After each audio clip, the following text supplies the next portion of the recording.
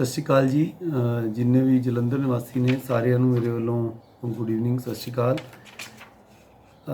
ਜਿਵੇਂ ਕਿ ਆਪਾਂ ਪਿਛਲੇ ਦਿਨਾਂ 'ਚ ਦੇਖਿਆ, ਕੱਲ 19 ਤਰੀਕ ਤੱਕ ਆਪਣੇ ਜਿਹੜੇ ਹੈਗੇ 47 ਕੋਵਿਡ ਦੇ ਮਰੀਜ਼ ਆਲਰੇਡੀ ਜਿਹੜੇ ਹੈਗੇ ਡਿਟੈਕਟ ਹੋਏ ਨੇ। ਅੱਜ ਵੀ ਇੱਕ ਰਿਪੋਰਟ ਪੋਜ਼ਿਟਿਵ ਆਈ ਹੈ।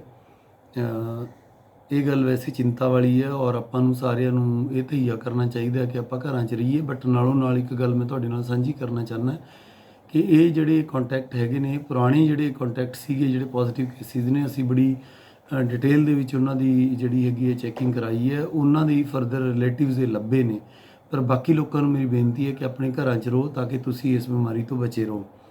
ਹੁਣ ਕਿਉਂਕਿ ਕੱਲ 20 ਤਰੀਕ ਸੀਗੀ, ministry of home, central government ਔਰ ਪੰਜਾਬ ਸਰਕਾਰ ਵੱਲੋਂ ਵਿਚਾਰ ਕਰਨ ਉਪਰੰਤ ਜਿਹੜੇ ਪ੍ਰਵਾਸੀ ਮਜ਼ਦੂਰ ਨੇ ਉਹਨਾਂ ਦੀ ਸਮੱਸਿਆਵਾਂ ਨੂੰ ਧਿਆਨ ਵਿੱਚ ਰੱਖਦੇ ਹੋਏ ਇਹ ਫੈਸਲਾ ਲਿੱਤਾ ਗਿਆ ਹੈ ਕਿ ਕੁਝ ਏਰੀਆ ਦੇ ਵਿੱਚ ਜਿਹੜੀ ਇੰਡਸਟਰੀ ਹੈਗੀ ਹੈ, ਉਹ ਮੈਂ ਡਿਟੇਲ ਤੁਹਾਨੂੰ ਦੱਸੂਗਾ। ਉਹ ਇਸ ਸ਼ਰਤ 'ਤੇ ਚੱਲ ਸਕਦੀ ਹੈ, ਜਾਂ ਤਾਂ ਜਿਹੜਾ ਇੰਡਸਟਰੀਲਿਸਟ ਹੈਗਾ ਉਹ ਜਿਹੜੇ 10 ਜਾਂ 10 ਤੋਂ ਵੱਧ ਜਿਹਦੇ ਕੋਲ ਮਜ਼ਦੂਰ ਨੇ, ਜਾਂ ਤਾਂ ਉਹ ਉਹਨਾਂ ਦੇ ਮਜ਼ਦੂਰਾਂ ਦੇ ਰਹਿਣ ਦਾ ਪ੍ਰਬੰਧ ਆਪਦੀ ਫੈਕਟਰੀ 'ਚ ਕਰੇਗਾ ਔਰ ਉੱਥੇ ਹੀ ਉਹਨਾਂ ਦਾ ਖਾਣ ਪੀਣ ਦਾ, ਸੋਸ਼ਲ ਡਿਸਟੈਂਸਿੰਗ ਦਾ, ਦਵਾਈ ਬੂਟੀ ਦਾ ਸਾਰਾ, ਸ਼ੈਲਟਰ ਸਾਰਾ ਪ੍ਰਬੰਧ ਉੱਤੇ ਹੋਏਗਾ। ਜਾਂ ਫਿਰ ਜੇ ਉਹ ਨੇੜੇ ਦੇ ਕਿਸੇ ਏਰੀਏ ਤੋਂ ਆਉਂਦੇ ਨੇ ਤਾਂ ਪ੍ਰਾਈਵੇਟ ਬੱਸ ਰਾਹੀਂ, ਜਿਹਦਾ ਕਿ ਪਾਸ ਸਾਡੇ ਸਰਕਾਰ ਵੱਲੋਂ ਦਿੱਤਾ ਜਾਵੇਗਾ, ਉਹ ਉਹਨਾਂ ਨੂੰ ਰੋਜ਼ ਲੈ ਕੇ ਆਉਣੇ ਪੈਣਗੇ। ਬਟ ਇੱਕ ਬੱਸ ਦੇ ਵਿੱਚ 40% ਸੀਟਾਂ ਹੀ ਭਰੀਆਂ ਜਾਣਗੀਆਂ ਔਰ ਜਿਹੜਾ ਸੋਸ਼ਲ ਡਿਸਟੈਂਸਿੰਗ ਹੈ ਉਹਨੂੰ ਮੇਨਟੇਨ ਕੀਤੀ ਜਾਏਗੀ। ਇਹ ਜਿਹੜੇ ਏਰੀਆਜ਼ ਨੇ, ਇਹ ਕਿਹੜੀ ਇੰਡਸਟਰੀ ਚਾਲੂ ਕੀਤੀ ਜਾ ਸਕਦੀ ਹੈ ਮੈਂ ਦੱਸ ਦਿੰਦਾ। ਪਿੰਡਾਂ ਦੇ ਵਿੱਚ ਜਿਹੜੀ ਇੰਡਸਟਰੀ ਹੈ ਮਿਊਨਿਸਪਲ ਕਾਰਪੋਰੇਸ਼ਨ ਤੋਂ ਬਾਹਰ, ਸ਼ਹਿਰਾਂ ਦੇ ਵਿੱਚ ਮੈਨੂਫੈਕਚਰਿੰਗ ਤੇ ਇੰਡਸਟਰੀਅਲ ਐਸਟੈਬਲਿਸ਼ਮੈਂਟ ਜਿਹੜੇ ਵੀ ਹੈਗੇ ਨੇ ਸਪੈਸ਼ਲ ਇਕਨੋਮਿਕ ਜ਼ੋਨ ਦੇ ਵਿੱਚ ਨੇ ਜਾਂ ਐਕਸਪੋਰਟ ਓਰੀਐਂਟਡ ਯੂਨਿਟ ਹੈਗੇ ਨੇ ਔਰ ਜਿਹੜੇ ਕਿ ਕਿਸੇ ਇੰਡਸਟਰੀਅਲ ਸਟੇਟ ਜਾਂ ਇੰਡਸਟਰੀਅਲ ਟਾਊਨਸ਼ਿਪ 'ਚ ਨੇ। ਇਸ ਤੋਂ ਇਲਾਵਾ manufacturing industrial unit essential goods ਦੇ ਨੇ, ਜਿਹੜੇ ਕਿ ਦਵਾਈਆਂ ਨਾਲ ਜਾਂ ਰॉ ਮਟੀਰੀਅਲ ਕੋਈ ਐਸੀ ਚੀਜ਼ ਦਾ ਜਿਹੜੀ ਕਿ ਐਸੈਂਸ਼ੀਅਲ ਗੁੱਡਸ ਦੇ ਵਿੱਚ ਫਾਲ ਕਰਦੀ ਹੋਏ। ਫੂਡ ਪ੍ਰੋਸੈਸਿੰਗ ਯੂਨਿਟ ਨੇ ਜਿਹੜੇ ਕਿ ਪਿੰਡੂ ਏਰੀਏ ਦੇ ਵਿੱਚ ਨੇ। ਔਰ ਇਸ ਤੋਂ ਇਲਾਵਾ ਆਈਟੀ ਇੰਡਸਟਰੀ ਆ, ਉਹਦਾ ਹਾਰਡਵੇਅਰ ਜਿਹੜਾ ਬਣਦਾ। ਮੈਨੂਫੈਕਚਰਿੰਗ ਯੂਨਿਟ ਜਿਹੜੇ ਪੈਕਿੰਗ ਮਟੀਰੀਅਲ ਯਾਨੀ ਕਿ ਡੱਬੇ ਜਾਂ ਕੋਈ ਬੈਗ ਜਾਂ ਕੋਈ ਇਸ ਤਰ੍ਹਾਂ ਦੀਆਂ ਬੋਰੀਆਂ ਵਗੈਰਾ ਬਣਾਉਂਦੇ ਨੇ।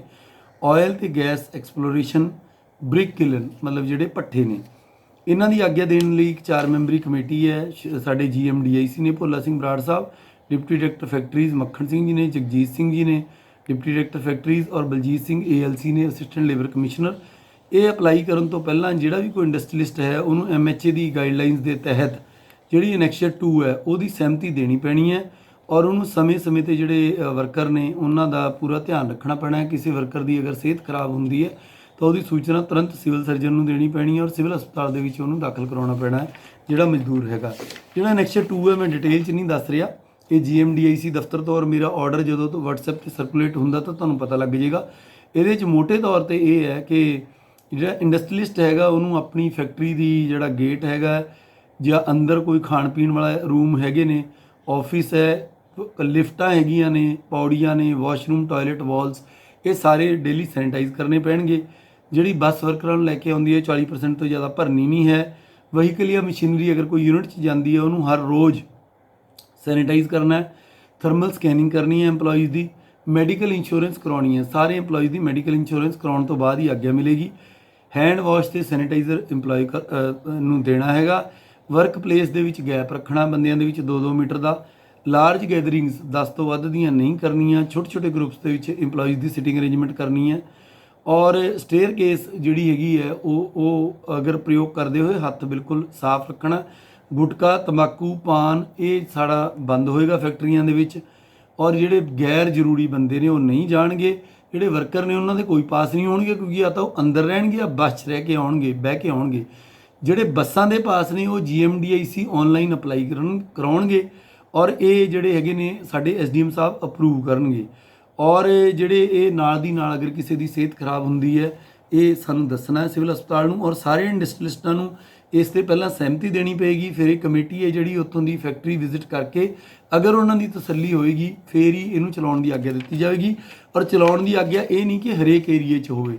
ਜਿਹੜੇ ਸਾਡੇ 48 ਕੇਸ ਆਏ ਨੇ, ਜਿਹੜੇ ਏਰੀਏ 'ਚੋਂ ਪੋਜ਼ੀਟਿਵ ਕੇਸ ਆਏ ਨੇ ਉਹਨਾਂ ਨੂੰ ਅਸੀਂ ਕੰਟੇਨਮੈਂਟ ਜ਼ੋਨ ਘੋਸ਼ਿਤ ਕੀਤਾ ਹੈਗਾ।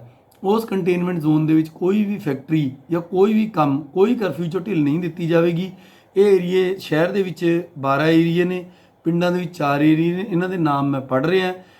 ਸ਼ਹਿਰ ਦੇ ਵਿੱਚ ਹੈਗਾ ਆਨੰਦ ਵਿਹਾਰ, ਵਿਵੇਕਾਨੰਦ ਪਾਰਕ, ਕਾਲੀਆ ਕਲੋਨੀ, ਸੁਭਾਸ਼ ਨਗਰ, ਨੈਸ਼ਨਲ ਪਾਰਕ, ਸ਼ਾਂਤੀ ਵਿਹਾਰ, अशोक विहार गोल्डन एवेन्यू, गली नंबर 2 रविदास नगर, गुरु अमरदास नगर, सब्जी मंडी ਝੁੱਗੀਆਂ। फिर इस तो अगे दूजा एरिया है राजा गार्डन एक्सटेंशन, महाराजा गार्डन, तारा सिंह एवेन्यू। उस तो अगे रविदास नगर, चंडीगढ़ मुहल्ला, शिवाजी नगर। उस तो अगे मिठा बाज़ार, भैरव बाज़ार, लाल बाज़ार, किला मुहल्ला। उस तो अगे 5वें नंबर पर है नीला महल, करार खां मुहल्ला। उस तो अगे 6 नंबर पर पुरानी सब्जी मंडी, गुड़ मंडी, बांस बाज़ार, कोतवाली बाज़ार, इमाम नासर, नौरिया बाज़ार, भाटड़ा मुहल्ला। 7 नंबर पर नरैण नगर इस दे नाल लगदियां पक्का बाग कलोनी ਦੀਆਂ 2 ਲਾਈਨਾਂ। ਉਸ ਤੋਂ ਅੱਗੇ ਹੈਗਾ ਜੱਟਪੁਰਾ, ਚਰਨਜੀਤਪੁਰਾ। 9 ਨੰਬਰ ਤੇ ਹੈ ਬਸਤੀ ਸੇਖ ਅਤੇ ਮੰਗੂ ਬਸਤੀ ਦੀਆਂ ਨਾਲ ਲੱਗਦੀਆਂ 2 ਲਾਈਨਾਂ। 10 ਨੰਬਰ ਤੇ ਹੈ ਬਾਲਮੀਕੀ ਮਹੱਲਾ ਤੇ ਇਸ ਦੇ ਨਾਲ ਲੱਗਦੇ ਆਬਾਦਪੁਰੇ ਦੀਆਂ 2 ਲਾਈਨਾਂ। 11 ਨੰਬਰ ਤੇ ਨਿਜਾਤਮ ਨਗਰ ਤੇ ਨਰੈਣ ਨਗਰ। 12 ਨੰਬਰ ਤੇ ਮਖਦੂਮਪੁਰਾ। ਇਹ ਸਾਰੇ ਉਹ ਏਰੀਏ ਨੇ ਜਿੱਥੋਂ ਕੋਈ ਨਾ ਕੋਈ ਪੋਜ਼ਿਟਿਵ ਕੇਸ ਆਇਆ ਹੈ। ਪਿੰਡੂ ਏਰੀਏ ਦੇ ਵਿੱਚ ਤਲਵੰਡੀ ਭੀਲਾਂ, ਸਬ ਤਹਿਸੀਲ ਕਰਤਾਰਪੁਰ, ਕੋਟਲਾ ਹੀਰਾ ਤਹਿਸੀਲ ਸ਼ਾਹਕੋਟ, ਵਿਰਕ ਬੜਾ ਪਿੰਡ ਤਹਿਸੀਲ ਫਲੌਰ ਤੇ ਇੱਕ ਜ਼ਿਲ੍ਹਾ ਕਪੂਰਥਲਾ ਦੇ ਸਾਡੇ ਕਾਰਨਰ ਤੇ ਪਿੰਡ ਪੈਂਦਾ ਪਿੰਡ ਕੋਟ ਕਰਾਰ ਖਾਂ। ਇਹ ਚਾਰੇ ਜਿਹੜੇ ਪਿੰਡ ਨੇ ਇਹਨਾਂ ਦੀ ਹਦੂਦ ਤੋਂ 5 ਕਿਲੋਮੀਟਰ ਦੇ ਘੇਰੇ 'ਚ ਜਿਹੜੇ ਪਿੰਡ ਆਉਂਦੇ ਨੇ ਉਹ ਵੀ ਕੰਟੇਨਮੈਂਟ ਜ਼ੋਨ 'ਚ ਆਣਗੇ। ਕੰਟੇਨਮੈਂਟ ਜ਼ੋਨ 'ਚ ਤਾਂ ਬਿਲਕੁਲ ਸੀਲ ਰਹੇਗਾ, ਜਿਹੜੀ ਜ਼ਰੂਰੀ ਅਸ਼ੀਆ ਉਹ ਘਰੋਂ ਘਰੀ ਜਾਣਗੀਆਂ। ਜਿਹੜਾ ਬਾਕੀ ਜ਼ਿਲ੍ਹਾ ਵੀ ਹੈ ਮੈਂ ਕਲੀਅਰ ਕਰ ਦੇਵਾਂ, ਕਰਫਿਊ ਪਹਿਲਾਂ ਦੀ ਤਰ੍ਹਾਂ ਜਾਰੀ ਰਹੇਗਾ। ਸਿਰਫ ਇਹ ਇੰਡਸਟਰੀ ਜਿਹੜੀ ਹੈਗੀ ਹੈ ਇਹ ਵੀ GMDIC ਦੀ ਜਿਹੜੀ 4 ਮੈਂਬਰੀ ਕਮੇਟੀ ਹੈ ਉਹਨਾਂ ਤੋਂ ਆਗਿਆ ਲੈ ਕੇ ਪਾਸ ਲੈ ਕੇ ਜਦੋਂ ਸਾਰੀ ਆਗਿਆ ਮਿਲ ਗਈ ਫਿਰ ਆਪਦੀ ਪ੍ਰੋਡਕਸ਼ਨ ਤੇ ਐਕਸਪੋਰਟ ਸ਼ੁਰੂ ਕਰ ਸਕਦੇ ਆ। ਕਰਫਿਊ 'ਚ ਕੋਈ ਢਿੱਲ ਨਹੀਂ ਹੈਗੀ। ਇਸ ਤੋਂ ਇਲਾਵਾ ਇਹ ਹੈਗਾ ਕਿ ਸੈਂਟਰਲ ਗਵਰਨਮੈਂਟ ਦੇ ਜਿਹੜੇ ਆਫਿਸਿਸ ਨੇ ਉਹ ਆਨਲਾਈਨ ਪਾਸ ਲੈ ਕੇ ਆਪਣਾ ਜਿਹੜਾ ਕੰਮ ਹੈ ਚਾਲੂ ਕਰ ਸਕਦੇ ਆ, ਪਰ ਇਹਦੇ ਲਈ ਆਨਲਾਈਨ ਪਾਸ ਲੈਣੇ ਜ਼ਰੂਰੀ ਹੋਣਗੇ। ਉਸ ਤੋਂ ਇਲਾਵਾ ਸਰਕਾਰ ਦੀਆਂ ਜਿਹੜੀਆਂ ਸੜਕਾਂ ਤੇ ਨਹਿਰਾਂ ਦਾ ਜਿਹੜਾ ਕੰਮ ਹੈ, ਕਿਉਂਕਿ ਅੱਗੇ ਸੌਣੀ ਦੀ ਫਸਲ ਆਣੀ ਹੈ, ਇਹ ADC ਡਿਵੈਲਪਮੈਂਟ ਵਿਸ਼ੇਸ਼ ਤਰੰਗਲ ਜੀ ਤੋਂ ਆਗਿਆ ਲੈ ਕੇ ਖਾਸ ਕੇਸਾਂ 'ਚ ਕੰਮ ਸ਼ੁਰੂ ਹੋ ਸਕਦਾ। ਪੰਜਾਬ ਸਰਕਾਰ ਦੇ ਜਿਹੜੇ ਅਫਸਰ ਪਹਿਲਾਂ ਵਾਂਗੂ ਦਫ਼ਤਰਾਂ 'ਚ ਕੰਮ ਕਰ ਰਹੇ ਉਹ ਕਰਦੇ ਰਹਿਣਗੇ। ਹੈਲਥ ਸਰਵਿਸਿਜ਼ ਦੇ ਵਿੱਚ ਪਹਿਲਾਂ ਹੀ ਸਾਡੀ OPD ਜਲੰਧਰ ਜ਼ਿਲ੍ਹੇ 'ਚ ਸਾਰੀ ਜਿਹੜੀ ਅੰਗਰੇਜ਼ੀ ਦਵਾਈਆਂ ਦੀ ਖੁੱਲ੍ਹੀ ਹੈ। ਇਸ ਦੇ ਨਾਲੋਂ ਨਾਲ ਆਯੂਸ਼, ਆਯੁਰਵੇਦਾ, ਹੋਮਿਓਪੈਥੀ, ਯੂਨਾਨੀ ਸਾਰੇ ਇਹ ਡਾਕਟਰ ਵੀ ਆਪਦੀ OPD ਖੋਲ੍ਹ ਸਕਦੇ ਆ। ਵੈਟਰਨਰੀ ਡਾਕਟਰ ਵੀ ਆਪਦੀ OPD ਖੋਲ੍ਹਣਗੇ ਔਰ ਇਹਨਾਂ ਦੇ ਜਿਹੜੇ ਆਪਦੇ ਹਸਪਤਾਲਾਂ ਦੇ ਆਇਡੈਂਟੀ ਕਾਰਡ ਹੈ ਉਹੀ ਪਾਸ ਮੰਨੇ ਜਾਣਗੇ। ਇਹਨਾਂ ਨੂੰ ਵੱਖਰਾ ਪਾਸ ਲੈਣ ਦੀ ਕੋਈ ਲੋੜ ਨਹੀਂ ਹੈਗੀ। ਇਸ ਤੋਂ ਇਲਾਵਾ ਡਰੱਗ ਬਣਾਉਣ ਵਾਲੀਆਂ ਫੈਕਟਰੀਆਂ, ਦਵਾਈਆਂ ਦੀਆਂ ਫੈਕਟਰੀਆਂ, pharmaceutical unit, medical devices, oxygen ਦਾ ਪੈਕਿੰਗ ਮਟੀਰੀਅਲ, ਰॉ ਮਟੀਰੀਅਲ, ਇਹ ਸਾਰੀਆਂ ਜਿਹੜੀਆਂ ਫੈਕਟਰੀਆਂ ਕਿਉਂਕਿ ਇਹ ਜਾਨ ਬਚਾਉਣ ਲਈ ਜ਼ਰੂਰੀ ਨੇ ਇਹ ਵੀ ਆਪਦਾ ਕੰਮ ਸ਼ੁਰੂ ਕਰ ਸਕਦੀਆਂ ਨੇ, ਪਰ GMDIC ਤੋਂ ਇਹਨਾਂ ਨੂੰ ਇੱਕ ਵਾਰੀ ਆਪਦੀ ਆਗਿਆ ਲੈਣੀ ਪੈਣੀ ਹੈ। ਇੰਸ਼ੋਰੈਂਸ ਕੰਪਨੀ ਜਿਹੜੀਆਂ 10 ਵਜੇ ਤੋਂ 5 ਵਜੇ ਤੱਕ ਆਪਦਾ ਸਰਵਰ ਅਪ ਕਰਨ ਦੇ ਲਈ ਔਰ ਆਪਦਾ ਜਿਹੜਾ ਕਲੋਜ਼ਿੰਗ ਦਾ ਕੰਮ ਕਰਨ ਲਈ ਖੁੱਲ੍ਹ ਸਕਦੀਆਂ ਨੇ, ਪਰ ਇਹਨਾਂ ਤੇ ਕੋਈ ਵੀ ਗ੍ਰਾਹਕ ਨੂੰ ਡੀਲ ਨਹੀਂ ਕੀਤਾ ਜਾਵੇਗਾ ਔਰ ਇਹਦੇ ਜਿਹੜੇ ਮੁਲਾਜ਼ਮ ਨੇ ਸੋਸ਼ਲ ਡਿਸਟੈਂਸਿੰਗ ਬਣਾਈ ਰੱਖਣਗੇ ਔਰ ਆਨਲਾਈਨ ਪਾਸ ਲੈ ਕੇ ਹੀ ਇਹ ਆਪਦੇ ਦਫ਼ਤਰ ਦੇ ਵਿੱਚ ਜਾ ਸਕਦੇ ਨੇ।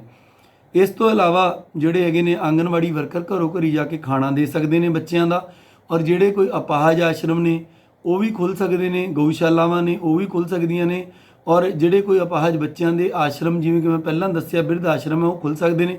ਪਿੰਡਾਂ ਦੇ ਵਿੱਚ BDPO ਦੀ ਆਗਿਆ ਦੇ ਨਾਲ ਨਰੇਗਾ ਦੇ ਕੰਮ ਸ਼ੁਰੂ ਕਰਾਏ ਜਾ ਸਕਦੇ ਨੇ, ਬਟ ਜਿਹੜੇ ਨਰੇਗਾ ਵਰਕਰ ਨੇ ਉਹਨਾਂ ਨੂੰ ਮਾਸਕ ਪਾਉਣਾ, ਹੱਥ ਧੋਣਾ, ਆਪਸ 'ਚ 2 ਮੀਟਰ ਦੀ ਦੂਰੀ ਬਣਾਏ ਰੱਖਣਾ ਬਹੁਤ ਜ਼ਿਆਦਾ ਜ਼ਰੂਰੀ ਹੋਵੇਗਾ। ਇਸ ਤੋਂ ਇਲਾਵਾ ਜਿਹੜੇ ਟਰੱਕ ਨੇ ਖਾਲੀ ਜਾਂ ਭਰੇ ਹੋਏ ਉਹ ਚੱਲ ਸਕਦੇ ਨੇ ਕਿਉਂਕਿ ਇਹ ਬਹੁਤ ਜ਼ਰੂਰੀ ਨੇ ਸਾਡੇ ਲਈ ਅਨਾਜ ਤੇ ਕਣਕ ਢੋਣ ਦੇ ਲਈ।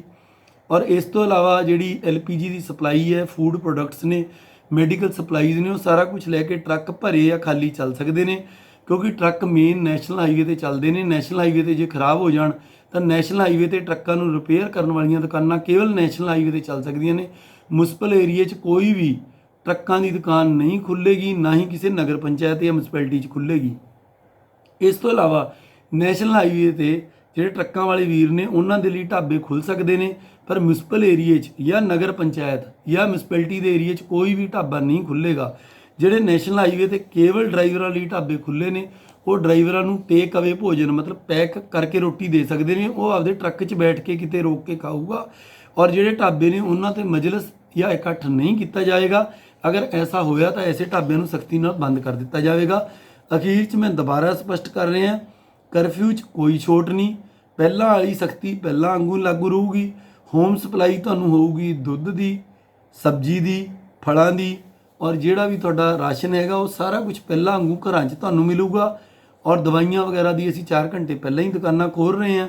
ਔਰ ਇਹ ਜਿਹੜੀ ਛੋਟ ਹੈਗੀ ਇਹ ਸਿਰਫ ਇਸ ਕਰਕੇ ਦਿੱਤੀ ਹੈ ਕਿ ਜਿਹੜੇ ਪਿੰਡਾਂ ਦੇ ਨਰੇਗਾ ਮਜ਼ਦੂਰ ਨੇ ਜਾਂ ਸ਼ਹਿਰਾਂ ਦੇ ਜਿਹੜੇ ਮਜ਼ਦੂਰ ਨੇ ਉਹ ਆਪਦੀ ਫੈਕਟਰੀ 'ਚ ਜਾ ਕੇ ਅੰਡਰ ਪਰਮਿਸ਼ਨ ਕੰਮ ਕਰ ਸਕਣ ਤਾਂ ਕਿ ਇਹ ਗੱਲ ਜਿਹੜੀ ਆ ਰਹੀ ਸੀ ਬਾਰ-ਬਾਰ ਮਜ਼ਦੂਰ ਵਰਗ ਜਿਹੜਾ ਹੈਗਾ ਉਹਨੂੰ ਭੁੱਖਮਰੀ ਦਾ ਸ਼ਿਕਾਰ ਹੋਣਾ ਪੈ ਰਿਹਾ।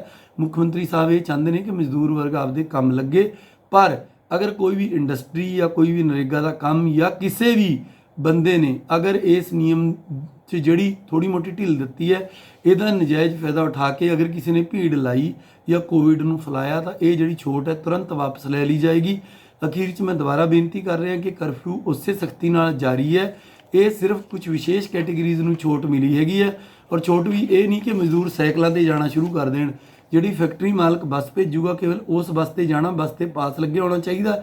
ਜੇਕਰ ਕੋਈ ਸੜਕਾਂ 'ਤੇ ਇੱਦਾਂ ਘੁੰਮਦਾ ਫਿਰਦਾ ਬਿਨਾਂ ਆਗਿਆ ਤੋਂ ਦੇਖਿਆ ਗਿਆ ਤਾਂ ਉਹਨੂੰ ਫੜ ਕੇ ਅੰਦਰ ਦਿੱਤਾ ਜਾਊਗਾ, ਕਾਰਵਾਈ ਕੀਤੀ ਜਾਊਗੀ। ਅਖੀਰ 'ਚ ਮੈਂ ਜਲੰਧਰ ਵਾਸੀਆਂ ਨੂੰ ਦੁਬਾਰਾ ਤੋਂ ਅਪੀਲ ਕਰਦਾ ਕਿ ਆਪਦੇ ਘਰਾਂ ਤੋਂ ਬਾਹਰ ਨਾ ਆਉਣ। ਇਹ ਬਿਮਾਰੀ ਬੜੀ ਡੈਡਲੀ ਹੈ, ਇਸ ਤੋਂ ਬਚੋ। ਔਰ ਖਾਸ ਕਰ ਇਹ 12 ਮਹੱਲੇ ਜਿਹੜੇ ਮੈਂ ਸ਼ੁਰੂ 'ਚ ਦੱਸੇ ਆ ਕੰਟੇਨਮੈਂਟ ਜ਼ੋਨ ਇਸ ਵੀਡੀਓ ਦੇ, ਔਰ 4 ਪਿੰਡ ਇੱਥੋਂ ਦੇ ਜਿਹੜੇ ਵਸਨੀਕ ਹੈ, ਕਿਉਂਕਿ ਇਹ ਪੋਜ਼ਿਟਿਵ ਕੇਸਿਸ ਵਾਲੇ ਏਰੀਏ ਨੇ, ਇੱਥੇ ਬਿਲਕੁਲ ਪੱਤਾ ਵੀ ਨਹੀਂ ਹਿੱਲੇਗਾ ਔਰ ਕਰਫਿਊ ਬਹੁਤ ਸਖਤੀ ਨਾਲ ਲਾਗੂ ਰਹੇਗਾ। ਇਹ ਸਾਰੀਆਂ ਛੋਟਾਂ ਇਹਨਾਂ ਏਰੀਆਜ਼ ਤੇ ਲਾਗੂ ਨਹੀਂ। ਇਹਨਾਂ ਏਰੀਆ ਦੇ ਵਿੱਚ ਘਰੋਂ ਘਰੀ ਜਾ ਕੇ ਜੋ ਸਮਾਨ ਹੈ ਉਹ ਮਿਲੇਗਾ। ਅਗਰ ਕੋਈ ਬਾਹਰ ਨਿਕਲਿਆ ਤਾਂ ਉਸ ਤੇ ਕਾਰਵਾਈ ਹੋਵੇਗੀ। ਧੰਨਵਾਦ।